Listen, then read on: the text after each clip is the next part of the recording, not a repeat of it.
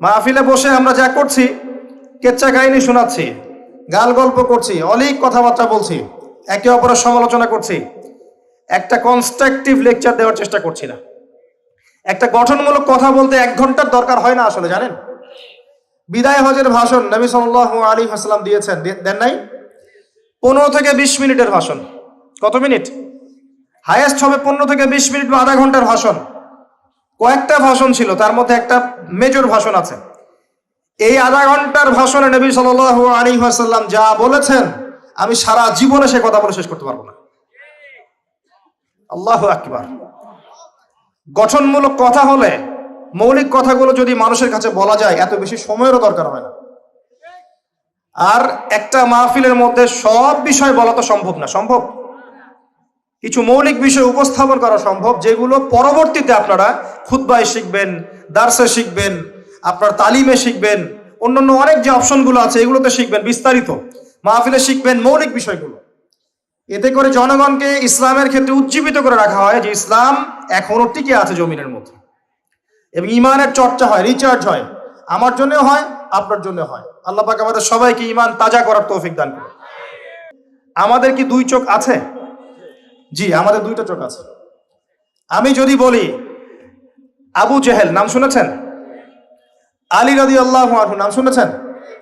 আবু জেহেল নবী সাল্লাল্লাহু আলাইহি ওয়াসাল্লামের উপরে নাজিলকৃত কোরআনকে চিনতে পারলো না। পারলো? আলী রাদিয়াল্লাহু আনহু পারলেন। বাহ্যিকভাবে তাদের 2 জনের চোখে কি কোনো সমস্যা আছে? আবু জেহেল চোখে দেখতে পায়? আলী রাদিয়াল্লাহু আনহু পায়? 2 জনকে ডাক্তারের কাছে পাঠান, ডাক্তার বলবে 2 জনের চোখই সমান, কোনো সমস্যা নাই। ঠিক না ঠিক? কিন্তু আবু জেহেলের কোন চোখ অন্ধ, যেই কারণে সে সত্যকে চিনতে পারলো না? উত্তর দেন। কোন চোখ? কলবের চোখ। লাহুম কুলুবুন লা ইয়াফকাহুনা বিহা, এই যে কলবের চোখ। সর্বপ্রথম আমাদের কলবের চোখটাকে আগে জিন্দা করতে হবে, যদি আপনি চতুর্দিকের ফিতনাগুলোকে রিকগনাইজ করতে চান। শুধু বাইরের চোখ দিয়ে আপনি কোশ্চিন কালেও সব বুঝতে পারবেন না। বাইরের চোখ দিয়ে আপনি দেখবেন পরিবার সুন্দর আছে, পরিবারে বাড়ি হচ্ছে, গাড়ি হচ্ছে, টাকা পয়সা হচ্ছে, সব ঠিক আছে, পরিবার সুন্দর, মাশাআল্লাহ। বাইরের চোখ দিয়ে আপনি দেখবেন আপনি 5 ওয়াক্ত নামাজ পড়ছেন, জুমার দিন যাচ্ছেন, ঈদের দিন যাচ্ছেন, রমজান মাসে রোজা রাখছেন, সুযোগ পেলে হজ উমরা করছেন, আপনি মাশাআল্লাহ পাক্কা মুসলিম মনে হবে আপনার কাছে। বাহ্যিক চোখ দিয়ে দেখলে মনে হবে আমি ইকোনমিক লাইফে খুব ভালো, ব্যবসা করে খাচ্ছি, একটু সুদ না হয় খাচ্ছি, ঘুরিয়ে ফিরিয়ে এটাকে জায়েজ করে নিচ্ছি, একটু না হয় মানুষের সম্পদ নিয়েই নিলাম, তার জন্য দোয়া করে দিব, কি সমস্যা? বাহ্যিক চোখ দিয়ে দেখলে আপনার কাছে মনে হবে ঠিক আছে, আমি হালাল খাচ্ছি, হারামের লেশ মাত্র নাই আমার রিজিকের মধ্যে। বাহ্যিক চোখ দিয়ে আপনি দেখলে মনে করবেন বিশ্ব এগিয়ে যাচ্ছে, বিশ্বের অর্থনীতি, রাজনীতি সব এগিয়ে যাচ্ছে, আপনার কাছে মনে হবে এমন, মনে হবে মানুষ পৃথিবী ধ্বংস হয়ে গেলে এরপর মঙ্গল গ্রহে গিয়ে থাকবে, তারপর আরেকটা গ্রহে থাকবে, তারপর আরেকটা গ্রহে থাকবে, মানুষের মৌত হবে না। এগুলো মনে হবে বাহ্যিকভাবে। বিশ্ব এগিয়ে যাচ্ছে, আমরাও এগিয়ে যাচ্ছি, এখন সায়েন্সের যুগ, টেকনোলজির যুগ, সায়েন্টিফিক রেভলিউশনের যুগ, একটা উন্নত সভ্যতা আমরা বাস করছি, আপনার কাছে মনে হবে যদি বাহ্যিক চোখ দিয়ে সব দেখেন। বাহ্যিক জ্ঞান এবং ভেতরের চোখ দিয়ে দেখলে বুঝতে পারবেন প্রতিটা সেকশনে আপনি ফিতনায় জর্জরিত আছেন। আমি আপনাকে আজকে প্রথমে কিছু ফিতনার দিকে নিয়ে যাব, তারপরে আমি সলিউশনের দিকে আসার চেষ্টা করব কি করা যেতে পারে। যদিও আমি আপনাকে 100% সলিউশন দিতে পারবো না, কারণ আমার সেই জ্ঞানও নাই, সেই ইলম ও প্রজ্ঞা আমার মধ্যে নাই, এবং আমি নিজেকে যোগ্যও মনে করি না। প্রত্যেককে যার যার জায়গা থেকে ভাবতে হবে যে সলিউশন কি হতে পারে। কারো দিকে যদি তাকিয়ে থাকেন মুকাল্লিদের মতো, আপনি ব্যর্থ হবেন, কারণ সবাইকে সঠিক পথ দেখানোর মতো মানুষের খুব অভাব এখন। যাদেরকে মনে হচ্ছে আপনার জাতির কান্ডারি, দাড়ি টুপির লেবাসে, ভিতরে ইসলাম নাও থাকতে পারে, আপনি জানেন না। অতএব নিজ নিজ ফিকির নিজেকে করতে হবে। প্রথমে আপনাকে আমি ধর্মের দিকে নিয়ে আসেন। আপাত দৃষ্টিতে আপনার কাছে মনে হচ্ছে আমরা সবাই ধার্মিক, মাশাআল্লাহ, আমরা নামাজ পড়ি, রমজানে রোজা রাখি, ইত্যাদি ইত্যাদি। আমি আপনাকে দেখাচ্ছি যে মুসলিমদের তাওহীদের মধ্যে এখন শিরকের ছড়াছড়ি। মুসলিম জাতি এখন তাকদীরে বিশ্বাস করে না অনেকেই। মুসলিমদের মধ্যে অনেকে বের হয়েছে যারা মুহাম্মদ সাল্লাল্লাহু আলাইহি ওয়াসাল্লামকে শেষ নবী হিসেবে মানে না। জি, আপনি অবাক হচ্ছেন, নাম শুনেন নাই? মুসলিমদের মধ্যে এমন অনেকে আছে যারা বলে আমরা মুসলিম, এমনকি বলে আমরা হানাফি মাযহাব ফলো করি, নাউযুবিল্লাহ। এবং এরপরে বলে যে মুহাম্মদ সাল্লাল্লাহু আলাইহি ওয়াসাল্লাম নবী ছিলেন, কিন্তু শেষ নবী না, আরো নবী আসতে পারে। এবং বাংলাদেশের মাটিতে ওপেন মাহফিল করার পারমিশন চাচ্ছে। কোথায় আছেন আপনি? বাংলাদেশে এমনও মানুষ আছে যারা বলছে আমরা শুধু কোরআন মানি, হাদিস মানি না। জি, আপনি অবাক হচ্ছেন? আমি আপনাকে দেখাচ্ছি যে আপনাকে ধর্মের দিক থেকে শুরু করলাম, আপনাকে আমি নিয়ে যাব উপর লেভেল পর্যন্ত। কি পরিমাণ ফিতনা আপনি বসে আছেন, কি পরিমাণ ফিতনাময় পরিবেশে আমরা বসে আছি। দুই চোখটা দিয়ে দেখবেন, এক চোখ দিয়ে না। আর দুই চোখের কথা মনে পড়লেই একজনের কথা মনে পড়ে আমার। তিনি হচ্ছেন খিদির আলাইহিস সালাম। কি নাম? কোন সূরা আছে কথা? সূরা কাহফে আছে, বাসায় গিয়ে পড়বেন। নবী মুসা আলাইহিস সালাম একটা ভাষণ দিচ্ছিলেন, আর একজন উঠে দাঁড়িয়ে বললেন আপনি খুব চমৎকার ভাষণ দিচ্ছেন, আপনার চেয়ে কোনো জ্ঞানী মানুষ আছে পৃথিবীতে? নবী মুসা আলাইহিস সালাম বলেছিলেন না। আল্লাহ পাক ধরলেন তোমার চেয়ে জ্ঞানী মানুষ আছে, তার নাম খিদির। নবী মুসা আলাইহিস সালাম বললেন কোথায় কোথায় তিনি? আমাকে ঠিকানা দেন, আমি তার সাথে সাক্ষাৎ করব, আমি তার কাছে জ্ঞান শিখব। তিনি সফর করলেন, অনেক লম্বা সফর। আল্লাহ পাক বললেন যেখানে দুইটা সাগর মিলিত হবে সেখানে তুমি তাকে পাবে। গিয়ে দেখলেন তিনি সেখানে বসে আছেন। বললেন আমি আপনার কাছে জ্ঞান শিখতে চাই। খিদির আলাইহিস সালাম বললেন তুমি আমার সাথে ধৈর্য ধরতে পারবে না। সুবহানাল্লাহ। তিনি বললেন ইনশাআল্লাহ আমি ধৈর্য ধরবো, আমাকে সাথে নেন। আচ্ছা ঠিক আছে চলো। যেতে যেতে নৌকা ফুটা করে ফেললেন। কে ফুটা করলেন? খিদির আলাইহিস সালাম। আর একটু সামনে গিয়ে একটা বাচ্চাকে হত্যা করলেন। আর একটু সামনে গিয়ে একটা দেয়ালকে নির্মাণ করলেন কোনো পারিশ্রমিক ছাড়াই। প্রত্যেকটা বার মুসা আলাইহিস সালাম বললেন এটা কেন করছেন, এটা কেন করছেন, এটা কেন করছেন। আর খিদির আলাইহিস সালাম কারণ পরে ব্যাখ্যা করলেন যে মুসা তোমার সাথে আমার আর পথ চলা হলো না, তবে কারণটা আমি বলে দিচ্ছি। কারণ হচ্ছে নৌকা এই কারণে ফুটা করেছি, না হলে জলদস্যু নৌকা নিয়ে যেত। এই বাচ্চাকে হত্যা না করলে বাচ্চা বড় হয়ে বড় কাফের হতো। এবং দেয়াল নির্মাণ না করলে ওই দেয়ালের নিচে দুইজন এতিম বালকের পৈতৃক সম্পত্তি আছে, এটা মানুষ নিয়ে চলে যেত। বাহ্যিক চোখ দিয়ে মুসা আলাইহিস সালাম সব বুঝতে পারেননি, পেরেছেন? অন্তর্দৃষ্টি দিয়ে, আল্লাহর নূর দিয়ে খিদির আলাইহিস সালাম দেখেছেন, তিনি বুঝতে পেরেছেন আসল ঘটনা কি। এটাই বলছি আপনাকে, প্রত্যেকটা মুসলিমকে এখন খিদির হতে হবে আলাইহিস সালাম। এক চোখ দিয়ে দেখলে হবে না, দুই চোখ দিয়ে দেখতে হবে। কিন্তু কলবের চোখ দিয়ে দেখার যোগ্যতা কিভাবে অর্জিত হবে, এটা একটা পয়েন্ট। প্রথম কথা হচ্ছে মনের মধ্যে থেকে হিংসা দূর করতে হবে।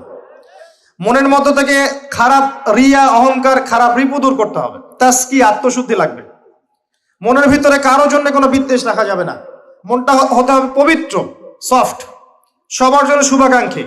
সবার জন্য শুভাকাঙ্ক্ষী বলে যে আপনি হক কথা স্পষ্ট করে বলবেন না এমন নয়, হক হকই বলবেন। যদি বাতিলের গায়ে লাগে কিচ্ছু করার নাই। যদি সারা দুনিয়ার মানুষ মিথ্যা কথা বলে আপনার সত্য বলার সাহস থাকা চাই, তখন কলবে নূর আসবে ইনশাআল্লাহ। দ্বিতীয় বিষয় হচ্ছে বেশি বেশি মৌতের স্মরণ, পরকালের স্মরণ, কোরআন তেলাওয়াত, আল্লাহর জিকির করা, আল্লাহর কাছে দোয়া করা। মনটা নরম হবে, তাসকিয়া হবে ইনশাআল্লাহ তাআলা। আল্লাহ নূর আপনার কলবে আসবে, আপনি খিদির আলাইহিস সালামের মতো দুই চোখ দিয়ে বিশ্বকে দেখতে পারবেন ইনশাআল্লাহ। এবার আপনি ওই দুই চোখ দিয়ে দেখেন, মুসলিমদের মধ্যে বহু মানুষ এখন মুহাম্মদ সাল্লাল্লাহু আলাইহি ওয়াসাল্লামকে শেষ নবী হিসেবে মানে না। নাউযুবিল্লাহ। মুসলিমদের মধ্যে এমন অনেক মানুষ আছে যারা বলে এখন কোরআন মানি, হাদিস মানি না।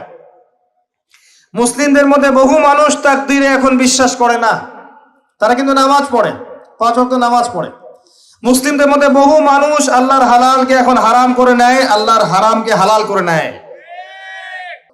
মুসলিমদের মধ্যে বহু মানুষ এখন কবরে সেজদা করে, মাজারে সেজদা করে, আল্লাহ ছাড়া অন্য কারো নামে জবাই করে, আল্লাহ ছাড়া অন্য কারো কাছে দোয়া করে, আল্লাহ ছাড়া অন্য কারো জন্য নজর মানত করে, কুরবানি করে। মুসলিমরা এগুলো করে। ধর্মের অবস্থা দেখাচ্ছি আপনাকে।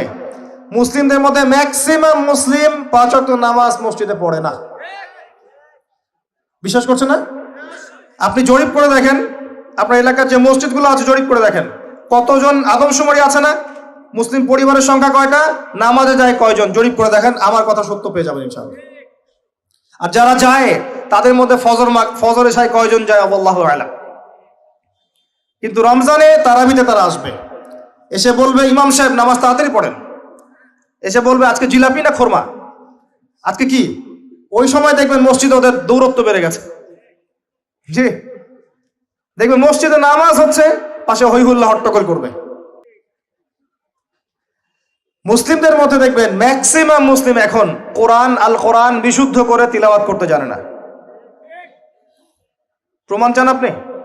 জরিপ করেন, বিশুদ্ধ করে যারা পড়া জানে তাদের কতজনের পড়া সহি, এটা আলেমদেরকে জিজ্ঞাসা করলে বুঝতে পারবেন। আবার যারা হিফজ করেছে তাদের মধ্যে কত পার্সেন্ট কোরআনের অর্থ জানে, জরিপ করে বের করেন। আবার আমরা যারা টুকটাক অর্থ জানি, তারা কোরআনের কতটুকু আদেশ মানি আর নিষেধ বর্জন করি, এটাও একটা ভাবার বিষয়।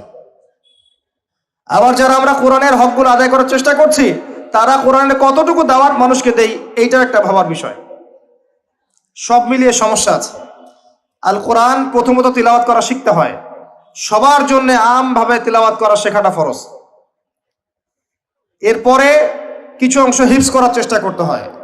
এরপরে অর্থ বোঝার চেষ্টা করতে হয়। অ্যারাবিক ল্যাঙ্গুয়েজ, গ্রামার শিখতে হয়। এরপরে আদেশ নিষেধ মানা এবং বর্জন। এরপরে কোরআনের দাওয়াত মানুষের কাছে প্রচার করা। আল কোরআনের হকগুলোকে বোঝাতে পারলাম ভাই? আল্লাহ পাক আমাদেরকে আদায় করার তৌফিক দান করুন। সামনে রমাদান আসে, এই রমাদান মাসে আমরা যেন আদায় করার চেষ্টা করি, সচেষ্ট হই, চেষ্টাগুলোকে বাড়িয়ে দেই। আল্লাহ পাক তৌফিক দান করুন, আমিন। মুসলিমদের মধ্যে বহু মানুষ কোরআন তেলাওয়াত করতে জানে না। মুসলিমদের মধ্যে কত পার্সেন্ট মানুষ রাসূল সাল্লাল্লাহু আলাইহি ওয়াসাল্লামের সুন্নাহ মাফিক দিন রাত পার করে জরিপ করে দেখে নেন। কত পার্সেন্ট মুসলিমের দাড়ি আছে দেখেন, কত পার্সেন্ট মুসলিমের সুন্নতি লেবাস আছে দেখেন, কত পার্সেন্ট মুসলিম রাসূল সাল্লাল্লাহু আলাইহি ওয়াসাল্লামের সুন্নাহ মাফিক প্রত্যেকটা কাজ করছে জীবনে, জরিপ করে দেখেন। কোথায় বসে আছেন আপনি? ইভেন বহু মুসলিম আছে যারা সুন্নতের নামে সমাজে বেদাত চালু করেছে। মানে আমিলা আমালান লাইসা আলাইহি আমরুনা ফাহুয়া রাদ। নবীজি বলেছেন, যে ব্যক্তি এমন কোন কাজ করবে দিনের মধ্যে যার পক্ষে আমার কোনো প্রমাণ নাই বা কোনো আদেশ নাই, এটা রাদ, প্রত্যাখ্যাত। এটাকেই বিদআ বলা হয়। কুল্লু বিদআতিন দালালাহ ওয়া কুল্লু দালালাতিন ফিন-নার। প্রত্যেক বিদআতই ভ্রষ্টতা, আর এই প্রত্যেক ভ্রষ্টতার পরিণাম জাহান্নাম। অনেক কাজ করি আমরা সুন্নত মনে করে, যেগুলো আসলে সুন্নত নয়। জি, জিনসে বেদাত হয়ে যায়, স্থানে বেদাত হয়ে যায়, অনেকভাবে বেদাত হয়ে যায়। আমরা সিস্টেম চালু করে ফেলি, নতুন সিস্টেম, যেগুলো নবী সাল্লাল্লাহু আলাইহি ওয়াসাল্লাম করেননি, সাহাবায়ে কেরাম রাদিয়াল্লাহু আনহুম কেউই করেননি। আমরা করছি দিব্যি নেকির কাজ মনে করে। নবী সাল্লাল্লাহু আলাইহি ওয়াসাল্লাম হাউজে কাউসারের সামনে দাঁড়িয়ে থাকবেন। এক শ্রেণীর মানুষ পানি পান করতে গিয়ে সামনে একটা পর্দা পড়ে যাবে। নবীজি বলবেন সাল্লাল্লাহু আলাইহি ওয়াসাল্লাম, ইন্নাহুম মিন্নি। পর্দা পড়ে গেল কেন? এরা তো আমার উম্মত, আমি এদেরকে পানি পান করাবো, পর্দা পড়ে গেল কেন? নবী সাল্লাল্লাহু আলাইহি ওয়াসাল্লামকে বলা হবে, ইন্নাকা লা তাদরি মা আহদাসা বা'দাক। হে নবী, আপনি জানেন না আপনার মৃত্যুর পর এরা আপনার দিনের মধ্যে কত নতুন নতুন বেদাত চালু করেছে। আল্লাহ পাক কোরআনে বলেছেন যে কিছু মানুষ আছে যারা মনে করে আমরা খুব ভালো ভালো আমল করছি, কিন্তু প্রকৃতপক্ষে এদের সমস্ত আমল ব্যর্থ হয়ে যাচ্ছে। আল্লাহ পাক সূরা ফুরকানের মধ্যে বলেছেন, কিছু মানুষের আমল আমি দেখতে যাব, এরপরে এটাকে আমি ধুলো বানিয়ে ছেড়ে দিব। আরেকটা মারাত্মক বিষয় হচ্ছে, যখন আপনি বিদআতে লিপ্ত থাকবেন তখন তওবা করার প্রয়োজন মনে করবেন না, কারণ আপনি ভালো কাজ মনে করেই করছেন। সলিউশন কি? সলিউশন হচ্ছে প্রত্যেকটা কাজ নবী সাল্লাল্লাহু আলাইহি ওয়াসাল্লাম, সাহাবায়ে কেরাম রাদিয়াল্লাহু আনহুম যেভাবে করেছেন হুবহু সেভাবে করার চেষ্টা করা উচিত। আল্লাহ পাক সবাইকে তৌফিক দান করুন। এটা মুসলিম সমাজের ধর্মতাত্ত্বিক অবস্থা। আরো আছে, আমরা ধর্মের নামে দুনিয়া কামাই করছি অনেকেই। ধার্মিকদের অবস্থা বলছি, ধর্মকে ইউজ করে আমরা দুনিয়া কামাই করছি। অনেক ধার্মিক আছে দাড়ি টুপি লেবাস নিয়েও বোনের সম্পত্তির অধিকার দিচ্ছি না, আছি, মেয়েদেরকে অধিকার দিচ্ছি না, তাদের শিক্ষার জন্য কোনো প্রচেষ্টা চালাচ্ছি না, তারা যদি দিন শিখতে চায় প্রতিবন্ধকতা সৃষ্টি করছি। অনেকে আছি নামাজ রোজা করার পরেও, নামাজ রোজা হজ যাকাত এগুলো করার পরেও সুদ ঘুষ জেনা ব্যভিচার দুর্নীতি ছাড়তে পারছি না, আছি। আপনাকে ধর্মতাত্ত্বিক ফিতনা দেখাচ্ছি। আরো আছে যারা ধর্মকে লিড দিচ্ছে, তাদের মধ্যে গিয়ে দেখবেন শতটা বিভক্ত দলাদলি আছে। প্রত্যেকেই দাবি করছে আমি হকপন্থী, আসো আমার দলে আসো, ফর্ম পূরণ করো, জান্নাতে চলে যাও, জান্নাতের ডিলার আমি, লিজ লাগলে নিয়ে যাও। কথা কি বোঝা যায়? সবার দলিল একটাই, মান আলাইহি ওয়া আসহাবি, আমি যার উপরে আছি, সাহাবীরা যার উপরে আছে, সবাই একই কথা বলছে। একজন যুবক ছেলে যখন হেদায়েত পেয়ে ইসলামের দিকে আসে, সে কনফিউজড, আমি যাব কোথায়, আমি কোন সংগঠনে ঢুকবো, আমি কোন দলে ঢুকবো, কোন তরিকায় ঢুকবো, কি করলে নাজাত পাবো। আমাদের ক্ষেত্রে সেম, ওই আলেমের কাছে গিয়েছো, তার তো এই সমস্যা, তার তো সেই সমস্যা, আমাদের কাছে আসো, এখানে আসো। আবার ওখানে যাবেন, বলবে যে কোথায় গিয়েছো, ওখানে গিয়েছিলে, তার তো ওই সমস্যা, তার তো ওই সমস্যা, এখানে থাকো। এই করতে করতে আপনি হক খুঁজেই পাবেন। যদি বলেন যে ঠিক আছে, আমি এমন মানসিকতা লালন করি যে আমি সবার ভালোটুকু নিব, কারণ সবাই মুসলিম, সবাই আল্লাহকে মানে, রাসূলকে মানে, কোরআনকে মানে, সুন্নাহকে মানে, কিছু ইখতিলাফি বিষয় সবার মধ্যে আছে, এটা ছিল এবং থাকবে, আমি সবার ভালোটুকু নেই, খারাপগুলোকে ছেড়ে দেই। তখন বলবে যে আপনি গোলালু মার্কা মানুষ। কি বুঝলেন? চতুর্মুখী ফিতনা, আপনাকে ধর্মের ফিতনা বলে শেষ করতে পারবো না। এরপরে সামনে আসেন, এবার আসেন আপনার পরিবারে আসেন। বাহ্যিকভাবে মনে হয় যে পরিবারগুলো খুব সুন্দর, চমৎকার, একদম জান্নাতের টুকরা মনে হয়, কিন্তু আদতে ম্যাক্সিমাম পরিবার জাহান্নামের টুকরা। ম্যাক্সিমাম পরিবারে তাওহীদ নাই, ম্যাক্সিমাম পরিবারে সুন্নত নাই, বেশিরভাগ পরিবারে হালাল রিজিক নাই, বেশিরভাগ পরিবারের মেয়েরা পর্দা করে না, বেশিরভাগ পরিবারের যুবকরা দিনের পরোয়া করে না, বেশিরভাগ পরিবারের যুবকরা নামাজ পড়ে না, এমনকি পিতাও নামাজ পড়ে না, বেশিরভাগ মা সিরিয়াল নিয়ে পড়ে থাকবে দেখবেন। হ্যাঁ, বেশিরভাগ পরিবার দেখবেন বস্তুবাদী। বস্তুবাদী বোঝেন কিনা? মানে দুনিয়া পূজারি, দুনিয়া পূজারি, সারাদিন দুনিয়ার ফিকির, কিভাবে আমি খাবো, সকালে চিন্তা করবে দুপুরে কি খাবো, দুপুরে চিন্তা করবো রাত্রে কি খাবো, খালি খাওয়া আর খাওয়া, খাওয়ার জন্য দুনিয়াতে এসেছে। দেখা যাবে স্বামী যদি হালাল ভাবে কিছু করতে চায়, কোনো কোনো ক্ষেত্রে স্ত্রী ফোর্স করে, দেখো না পাশের বাড়ির ভাবির কত টাকা পয়সা, কত সোনা দানা, কত ব্যাংক ব্যালেন্স, আমরা তো কিছুই করতে পারলাম না, তোমার ঘরে এসে আমার জীবনটা নষ্ট হয়ে গেল। তখন স্বামী বেচারা হারাম খেতে বাধ্য হয়, ঘুষ খেতে বাধ্য হয়, সুদ খেতে বাধ্য হয়, দুর্নীতি করতে বাধ্য হয়। কার জন্য করে এগুলা? পরিবারের জন্য করে। একটা চোর যে চুরি করে, ওই চুরির টাকা নিয়ে এসে মেয়েকে খাওয়ায়, বোনকে খাওয়ায়, মাকে খাওয়ায়, বাবাকে খাওয়ায়, খাওয়ায় না? সহজাত প্রবৃত্তি। একটা ধর্ষক, সে পর্যন্ত তার মেয়েকে কিন্তু চুমু খায়, আদর করে, করে না? পুরুষ। এখন যতদিন যাচ্ছে পরিবারগুলোতে নারী নির্যাতনের জায়গায় পুরুষ নির্যাতন বেড়েছে। যতদিন যাচ্ছে পরিবারগুলোতে নারী নির্যাতনের জায়গায় পুরুষ নির্যাতন বেড়েছে। মানসিক নির্যাতন করতে করতে পুরুষের হায়াত কমিয়ে ফেলেছে এরা।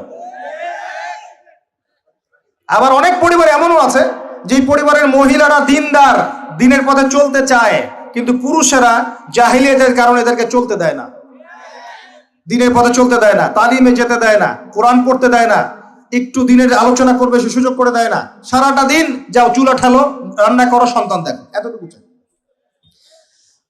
জটিল সমস্যা। আমি ইনশাআল্লাহ তাআলা শুধু ফ্যামিলির বিষয়ে একটা আলাদা লেকচার দিব ইনশাআল্লাহ।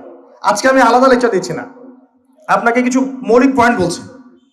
অনলি ফ্যামিলি, ভাই বিশ্বাস করেন সমাজের কাঠামোগুলো ধ্বংস হয়ে যাচ্ছে ফ্যামিলির কারণে, অনলি ফ্যামিলির কারণে। এত সমস্যা পরিবারগুলোতে, এত সমস্যা আপনি চিন্তা করতে পারবেন। ইল্লা মাশাআল্লাহ, কিছু পরিবার বাদ যাদেরকে আল্লাহ পাক খাস করে রহম করেছে, এদের পরিমাণ নিতান্তই নগণ্য, খুব কম। ম্যাক্সিমাম কেউ সন্তুষ্ট না। স্ত্রী স্বামীকে নিয়ে সন্তুষ্ট না, স্বামী স্ত্রীকে নিয়ে সন্তুষ্ট না। স্বামী মনে করছে আমি এর চেয়ে ভালো স্ত্রী পেতে পারতাম, স্ত্রী মনে করছে আমি এর চেয়ে ভালো স্বামী পেতে পারতাম। হ্যাঁ, দেখবেন পরিবারের সন্তান বেড়ে উঠছে এমন ভাবে, স্বামী স্ত্রীর মাঝে খারাপ সম্পর্ক দেখে, খারাপ সংস্কৃতি দেখে, ব্যাড প্যারেন্টিংসে, কাজের বুয়ার কাছে ঝগড়া বিবাদ দেখে এরকম করে সন্তানরা বেড়ে উঠছে। এই সন্তানরা যখন বড় হবে তখন এদের মানসিক অবস্থা কি ভালো থাকবে? নিঃসন্দেহে এরা মাদক সেবন করবে, জঙ্গি হবে, সন্ত্রাসী হবে, টেরোরিস্ট হবে, সিরিয়াল কিলার হবে, এরকম হয়ে যাবে। আর ছোটবেলা থেকে এরকম পরিবেশে তারা বড় হয়েছে। ম্যাক্সিমাম পরিবারে গিয়ে দেখবেন যে ম্যাচিউরড হয়ে গেছে আমাদের যুবকরা, বিয়ে শাদীর কোনো ব্যবস্থা নাই, রিজিকের কোনো সোর্স নাই, বিয়ে করতে পারে না, গোপনে পাপ করে বা ফ্রি মিক্সিং এ যায় বা গার্লফ্রেন্ডের সাথে সময় দেয় বা জেনা করে, এক পর্যায়ে ছেঁকা খেয়ে মিউজিকের কাছে যায়, তারপর মাদক, তারপর দেখবেন ইয়াবা পর্যন্ত চলে যাবে, চলে গিয়ে দেখা যাবে ধর্ষক হবে, জুয়া খেলবে, ক্যাসিনোতে যাবে, অথবা দেখবেন কোন একটা পদের জন্য মানুষকে খুন করা শুরু করবে। পরিবারের পিতারা এখন ইব্রাহিমের মতো নয় আলাইহিস সালাম, পরিবারের মায়েরা এখন সারা এবং হাজরা আলাইহিমা সালাম তাদের মতো নয়, পরিবারের সন্তানরা এখন ইসমাইল আলাইহিস সালামের মতো নয়। খুবই সমস্যা, জটিল সমস্যা। আবার আছে হারাম রিজিক পরিবারে, হারাম রিজিক দিয়ে পরিবারের দেহ রক্ত মাংস গঠিত হয়েছে, এই পরিবারে আপনি নূর কেমন করে আশা করতে পারেন? আর সবচেয়ে বড় কথা কি জানেন? সবচেয়ে বড় কথা হচ্ছে মানসিকভাবে এমনভাবে মাথাগুলোকে ধোলাই করা হয়েছে আমাদের, যে পশ্চিমারা অনেক ভালো, ওদের লাইফস্টাইলটা অনেক ভালো, ওই যারা মুশরিক তারা অনেক ভালো, ওদের সংস্কৃতিগুলো অনেক ভালো, এগুলো দেখে দেখে মিডিয়ার মাধ্যমে দেখে দেখে দেখে দেখে অসুস্থ পরিবেশে যখন মানুষ বড় হয়ে ওঠে, তখন সে নিজেও মানসিকভাবে অসুস্থ হয়ে যায়। যখন আপনি এমন একটা পরিবেশে বড় হচ্ছেন যে পরিবেশে অশ্লীলতা আছে, সুদ আছে, বেহায়াপনা আছে, জেনা আছে, প্রতারণা আছে, অবিশ্বাস আছে, ঠকবাজি আছে, তখন এই পরিবেশে আপনি নিজেও দেখবেন একটা প্রতারক হয়ে গেছে। তখন অন্য কোনো ভালো মানুষকে আপনার কাছে ভালো মনে হবে না, আপনি সন্দেহের চোখে থাকবেন, অস্বস্তিতে, কাউকে বিশ্বাস করতে পারবেন না। একটা পরিবার শুধু ভালোবাসার ভিত্তিতে টিকে থাকে না, একটা পরিবার টিকে থাকে সম্মান, আপোষের হৃদ্যতা, আত্মসম্মানবোধ, গায়রত এবং বিশ্বাসের ভিত্তিতে। যে পরিবারে বিশ্বাস নাই একে অপরের উপরে, সেই পরিবার কখনো টিকতে পারবে না। কোটি কোটি টাকা দিয়েও পরিবার টিকতে পারবে না।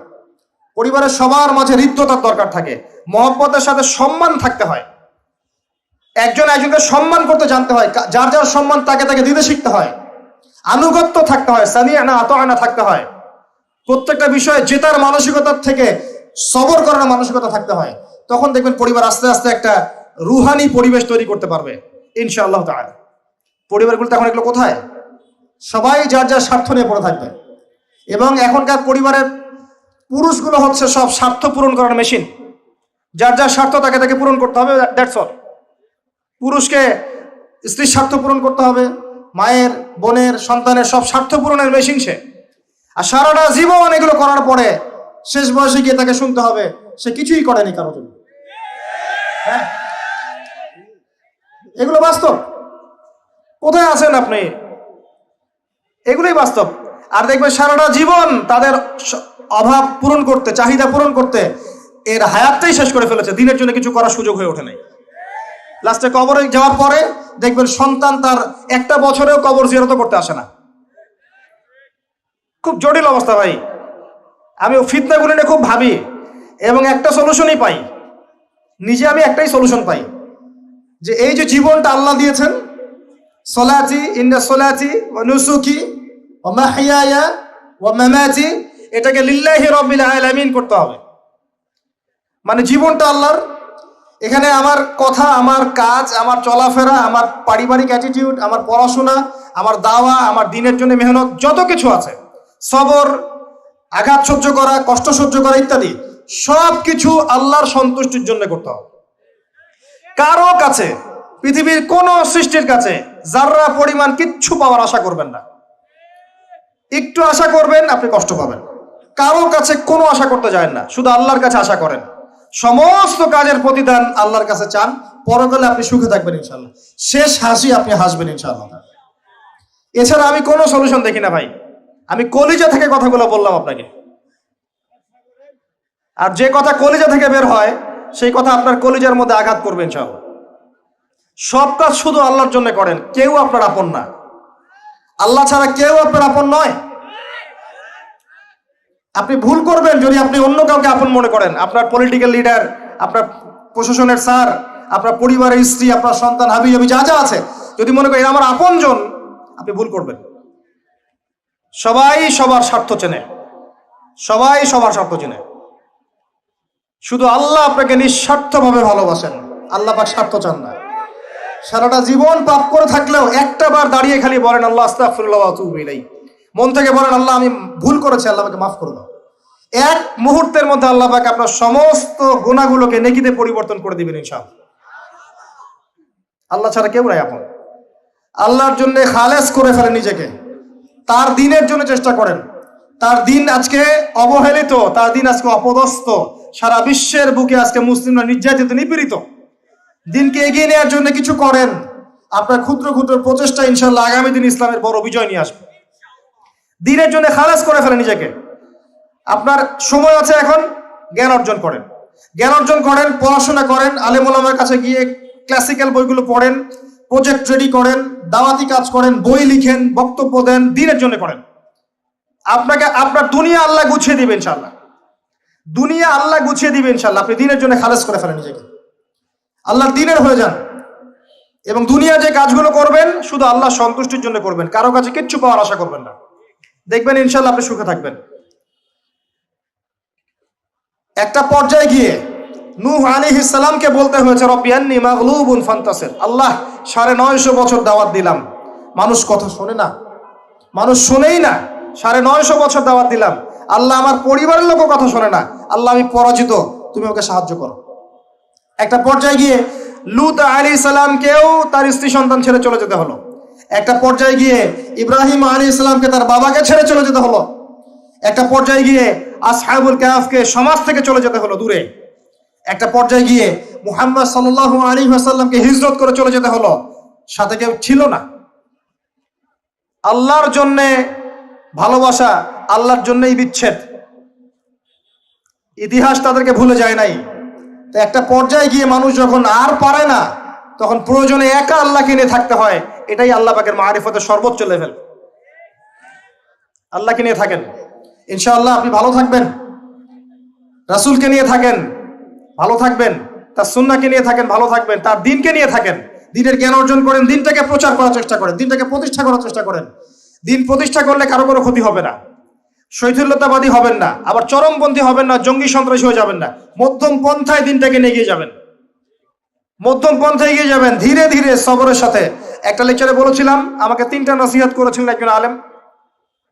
বলেছিলেন, প্রথমে জ্ঞান অর্জন করো, 1, 2, তারপরে তুমি ধৈর্য ধরা শিখো, আর 3, সাহসী হও। ভীরু কাপুরুষের জন্য জান্নাত নয়, তিনি বলেছিলেন। আসুন আমরা সবাই যার যার জায়গা থেকে আল্লাহর হয়ে যাই, আল্লাহর জন্য নিজেকে খালেস করে দিই। আর আল্লাহর ভালোবাসা পেতে চাইলে তার রাসূলের আনুগত্য করতে হবে, তার সুন্নাহ মাফিক চলতে হবে। আল্লাহ পাকের ফরজ ওয়াজিবকে ভালোবেসে আদায় করেন, বিরক্ত হয়েন না। নামাজের আজান হচ্ছে, বিরক্ত হয়ে যায় না, ভালোবেসে নামাজে যান। যে আল্লাহ আমার কাছে একটা ইবাদত চেয়েছেন, আমার রব, আমার সৃষ্টিকর্তা আমাকে একটা সুযোগ দিয়েছেন, আমার কাছে একটা ইবাদত চেয়েছেন, সিজদা চেয়েছেন। আল্লাহ আমার কাছে কি আর চেয়েছেন? তাওহীদ চেয়েছেন, সুন্নত চেয়েছেন, হালাল খাই এতটুকু চেয়েছেন, সাধ্যমতো দিনের খেদমত করে এটা চেয়েছেন। আল্লাহ পাক আমার জন্য জান্নাত রেখেছেন, আমি আল্লাহর জন্য করব না? আল্লাহ পাকের কাজগুলো ভালোবেসে করেন, আল্লাহ পাকে কাছে পাবেন ইনশাআল্লাহ তাআলা। দেখবেন যদি আপনি আল্লাহর হয়ে যান, আপনি মনে মনে কিছু চাইবেন, হাত উঠিয়ে চাওয়ার আগে আপনার সামনে আল্লাহ পাক সেটা হাজির করে দিবেন ইনশাআল্লাহ। বিশ্বাস হচ্ছে না আপনার কথা, আমার কথা? আমার জীবনে শত শতবার এই ঘটনা ঘটেছে। মনে মনে চিন্তা করছি যে এটা দরকার, এটা হলে ভালো হতো, এমনকি এমনও চিন্তা করছি এটা খেতে ইচ্ছা করছে, সামনে গিয়ে দেখে হাজির। একটা কথা মিথ্যা বানিয়ে বলছি না, আল্লাহর কসম। এমনও হয়েছে যে আমি মনে মনে চিন্তা করেছি যে এটা খেতে ইচ্ছা করছে, খেতে পারলে ভালো লাগতো, যেখানে গিয়েছি দেখি সেই বাড়ির মালিক সেটা সার্ভ করেছে। এমন একটা ঘটনা আপনাকে বলি যে আমি এক জায়গায় যাচ্ছি, জিজ্ঞাসা করছি যে কি রান্না করছো, বলছে খিচুড়ি রান্না করছে। ঠিক আছে, খুব খুশি, খিচুড়ি খাবো বাসায় গিয়ে। কোনো একটা কারণে রাস্তায় আমার একটা বিপদ হলো। বিপদ হওয়ার পরে আমি বাসায় যেতে পারলাম না, কোনো একটা জায়গায় আমাকে থাকতে হলো অল্প সময়। সেখানে আমার পরিচিত তিনি ভাই, সে আমাকে বলছে কিছু খেয়ে নেন। ঠিক আছে, কি আছে নিয়ে আসেন। খাবার নিয়ে আসা হলো, দেখলাম খিচুড়ি। কথা কি বুঝতে পারছেন? দেখে আমার চোখ দিয়ে এক ফোঁটা পানি পড়লো খাবারের উপরে, যে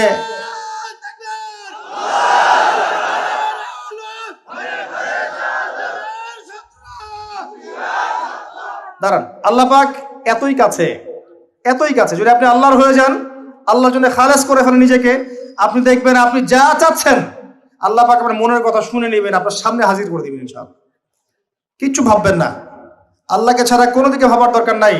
আল্লাহর দিন আজকে একটা চরম অবমাননাকর জায়গার মধ্যে আছে, আপনি বুঝতে পারছেন না। দুই চোখ দিয়ে দেখেন, সারা বিশ্বের প্রেক্ষাপটের সাথে মুসলিমদের অবস্থা মেলান, দেখবেন আমরা আর সে আগের জায়গায় নাই।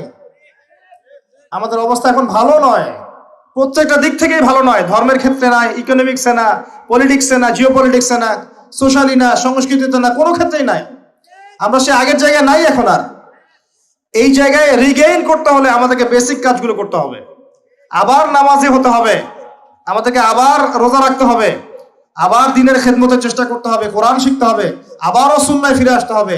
ইনশাআল্লাহ তাআলা দেখবেন আস্তে আস্তে আস্তে আস্তে এমন প্রজন্ম গড়ে উঠবে যারা ইসলামের পতাকা নিয়ে সামনে এগিয়ে যাবে ইনশাআল্লাহ। আসেন, আপনাকে আমি পারিবারিক বিষয়গুলো আর বেশি বলতে চাচ্ছি না আজকে। আর একদিন ইনশাআল্লাহ আমি টোটাল লেকচারটাই আদর্শ ইসলামিক পরিবার এবং সমকালীন ফিতনাগুলোর উপর দিব ইনশাআল্লাহ। সামনে যান। ফিতনা আপনার অর্থনীতির মধ্যেও আছে। খুব কম মানুষ আছে আমাদের এখানে যারা অর্থনৈতিক জীবনে হালাল খাচ্ছে, ম্যাক্সিমাম সুদ খাচ্ছে। অনেকেই ঘুষ খাচ্ছি আমরা, অনেকেই দুর্নীতি করছি, অনেকে ঠকবাজি করছি, অনেকে মানুষের হক নষ্ট করছি না? কারো রিজিকে যদি একটা টাকা এরকম হারাম চলে আসে, এই রিজিক দিয়ে আল্লাহর ইবাদত করলে ইবাদত কবুল হবে না। খুব সাবধান। নবীজি আগেই বলেছিলেন সাল্লাল্লাহু আলাইহি ওয়াসাল্লাম, যে সুদ খায়, যে সুদ দেয়, যে সাক্ষী থাকে, যে লিখে রাখে, সবাই সমান অপরাধী। দিব্যি আমরা খাচ্ছি। নবীজি বলেছিলেন সাল্লাল্লাহু আলাইহি ওয়াসাল্লাম, যেটা মায়ের সাথে জেনা করার মতো অপরাধ এবং আল্লাহ এবং তার রাসূলের সাথে যুদ্ধ করার মতো অপরাধ, দিব্যি আমরা খাচ্ছি, দিব্যি খাচ্ছি, পরোয়াই নেই কোনো। 1 দিরহাম সুদ খেলে নবীজি বলেছেন সাল্লাল্লাহু আলাইহি ওয়াসাল্লাম 36 বার জেনার পাপ হয়, 36 বার। দিব্যি খাচ্ছে, কোনো পরোয়া নাই। তবে আলহামদুলিল্লাহ এখন এই কথাগুলো শুনে অনেক মানুষ সুদি কারবার থেকে সরে এসেছেন, আমি জানি। আমি দোয়া করি মন থেকে, আল্লাহ পাক তাদেরকে বেহিসাব রিজিক দান করুন। রিজিকের মালিক কে ভাই? আমি যদি মনে করি যে আমি সুদি কারবার না ছাড়লে আমার রিজিক কমে যাবে, তাহলে আমি মনে করছি রিজিকের মালিক আমি নিজেই, তাই নয় কি? আল্লাহর উপর তাওয়াক্কুল করে ছেড়ে দিয়ে দেখেন, আল্লাহ পাক আপনার জন্য আসমান জমিনের বরকতের দরজা খুলে দেবেন ইনশাআল্লাহ। বিশ্বাস করছেন না আমার কথা? রিজিক কার হাতে? সমুদ্রের নিচে কোটি কোটি মাখলুক আছে, কে খাওয়ায়? এই জমিনের উপরে কোটি কোটি কীটপতঙ্গ আছে, কে খাওয়ায়? আপনি কি 10টা হাতির দায়িত্ব নিতে পারবেন? এই শত শত হাতিকে কে খাওয়ায়? গবাদি পশুকে কে খাওয়ায়? জীবজন্তুকে কে খাওয়ায়? এই পৃথিবীতে কোনো মানুষ না খেয়ে মারা যেত না যদি তারা আল্লাহর বিধান অনুযায়ী অর্থনৈতিক জীবন পরিচালিত করত। যদি ওরা সুদ না খেত, সুদ খাওয়ার পর রিজিক কমে গেছে, আর তারা যদি যাকাতটা ঠিক মতো দিত, তাহলে দেখতেন দারিদ্রতা বলে কিছু থাকতো না। ধনী গরিব থাকতো, কিন্তু সবাই একটা সাম্যাবস্থায় থাকতো, কেউ একেবারে নিষ্পেষিত হতো না। কারণ যাকাত এবং ব্যবসার মধ্য দিয়ে টাকা পয়সা ঘুরতে থাকে, এক হাত থেকে আরেক হাতে যেতে থাকে। আর রিবার মধ্য দিয়ে টাকা পয়সা এক শ্রেণীর মানুষের হাতে চলে যায়, ধনীদের হাতে চলে যায়, আর গরিবরা আস্তে আস্তে দারিদ্রতার অতল তলে যেতে থাকে। আপনার অর্থনৈতিক জীবন ঠিক নাই, দেখবেন এখানে ফিতনার শেষ নাই। অন্যদিকে আসেন, আপনি সামাজিকভাবে দেখেন, সামাজিক জীবনে ফিতনার শেষ নাই। খেয়াল করে দেখেন, আত্মীয়তার সম্পর্কগুলো নষ্ট হয়ে যাচ্ছে। খেয়াল করে দেখেন, এখন টাকার জন্য সন্তান বাবাকে হত্যা করে, সন্তান মাকে হত্যা করে, ভাই ভাইকে হত্যা করে, বোন বোনকেও হত্যা করছে। প্রতিবেশীর হক আমরা দিতে পারছি না, আত্মীয়তার হক দিতে পারছি না। জমি নিয়ে দ্বন্দ্ব, বাড়ির সীমানা নিয়ে দ্বন্দ্ব, ব্যবসা নিয়ে দ্বন্দ্ব, দ্বন্দ্বের শেষ নাই।